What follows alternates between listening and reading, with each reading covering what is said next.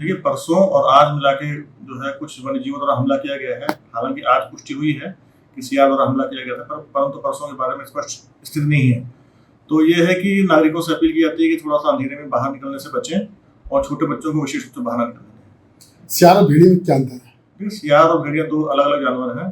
सियार जो है सामान्य रूप से आपको खेतों में, अपने घर के आसपास, सड़कों पे दिखते हैं, जबकि भेड़िए एक संकटग्रस्त प्रजाति है। भेड़िए भारत में 3000 के आसपास भेड़िए बचे हुए हैं और भेड़िए हमेशा ग्रुप में रहते हैं, जबकि सियार जो होता है वो पारिवारिक जानवर होता है।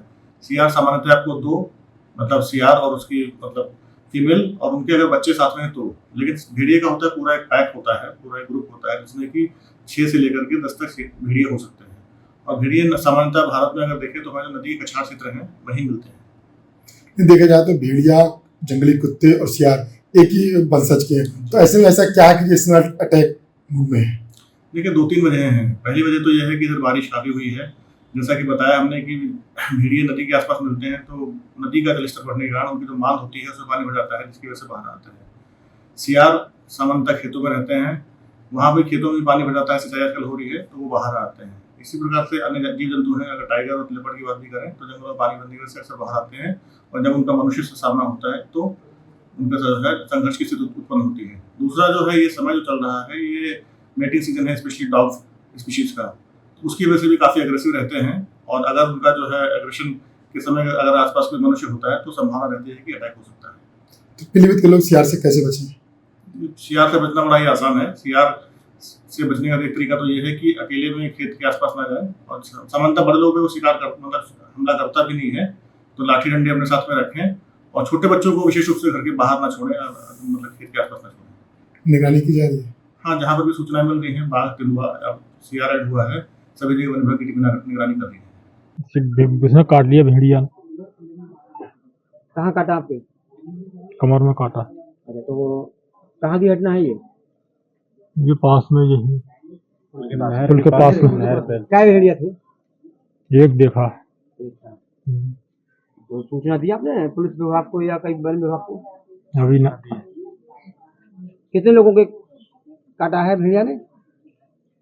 4-5 थे। जाना चाहेंगे कुछ लोगों के ऊपर, भेड़िया है, जंगली जानवर है, मतलब कितने लोग घायल हुए?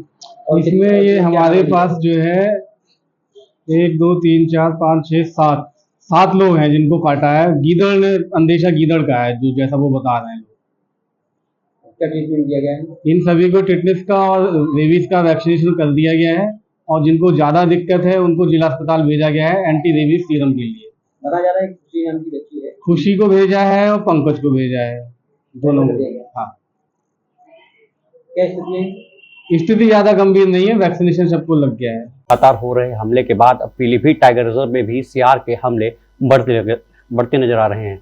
इस वक्त मैं मौजूद हूँ पीलीभीत के टाइगर रिजर्व में, और यहाँ पे प्रभागीय वन अधिकारी हैं, उनसे बात करेंगे किस तरीके से वन्य जीवों से निपटने को लेकर क्या कुछ तैयारी की। सर, आज कुछ वन्य जीवों के हमले हुए और लगभग 8 लोग घायल हुए हैं, कई दर्जन लोग घायल हो चुके हैं, क्या कुछ वन विभाग की तैयारी है? देखिए, आज सुबह जहानाबाद जो हमारा थाना है उसके अंतर्गत सुसियार गाँव पड़ता है, वहाँ पे खबर आई थी सुबह 6 बजे सियार के द्वारा थोड़े माइनर इंजरीज हैं, और ये पता लगा वो जानवर जो है पागल था। हमारे आसपास मिलता है, बड़ा सामान्य जानवर है जो सभी परिवेश में मिलता है, और चूंकि बारिश काफी इधर हुई है तो खेतों में रहते हैं, तो खेतों से बाहर निकल करके सुरक्षित जगह की तलाश में है। और वहाँ पे जब उनका मानव से सामना होता है और उसमें जो कोई डिस्टर्ब जानवर है, जैसे आज का सियार पागल था, वहाँ पे संघर्ष की स्थिति उत्पन्न होती है, वरना सियार से किसी प्रकार का खतरा मनुष्य को नहीं है। जहाँ तक भेड़ियों की बात है तो भेड़िए संकटग्रस्त प्रजाति हैं। भारत में 3000 के आसपास भेड़िए हैं, और मुख्य रूप से कछाड़ का क्षेत्र जो होता है नदियों का, वहीं पाए जाते हैं। तो भेड़िए फिलहाल तो पिछले 20-25 साल से पीलीभीत में रिपोर्ट नहीं हुए हैं, इसलिए ऐसी खतरे की बात नहीं है। तो फिर क्या कुछ वन विभाग की तैयारी है? वन विभाग की एक टीम भी बनाई गई है डीएम साहब की तरफ से, उस टीम को लगाकर, और बाग मित्र उसमें किस तरीके से भूमिका निभाएंगे? देखिए, पिछले दिनों माननीय मुख्यमंत्री जी के द्वारा जो बहराइच में घटनाएं हो रही हैं उसको काफी गंभीरता अंतर विभागीय समिति बनाई गई है, जो कि विशेष रूप से निगरानी कर रही है, जिसमें पुलिस विभाग, वन विभाग, डीपीआरओ, पंचायती राज विभाग, चिकित्सा विभाग और तहसीलदार और एसडीएम साहब हैं, सभी लोग उसके सदस्य हैं। और मुख्य रूप से ये होता है, जहाँ कभी सूचना आती है किसी जानवर की होने की, तो वहाँ पे हर विभाग अपना काम करता है। जैसे पुलिस विभाग है और राजस्व विभाग है, वो जनता को जागरूक करता है। डीपीआरओ बाकी का रोल है कि वहाँ पे प्रकाश की व्यवस्था कर पर उसको मॉनिटरिंग कर रहा है, और तमाम तरीके की जो बाघ मित्र है उनके सहयोग से WWF की टीम लगाकर पूरी तरीके से वन्य जीव एवं मानव संघर्ष के रोकने का काम।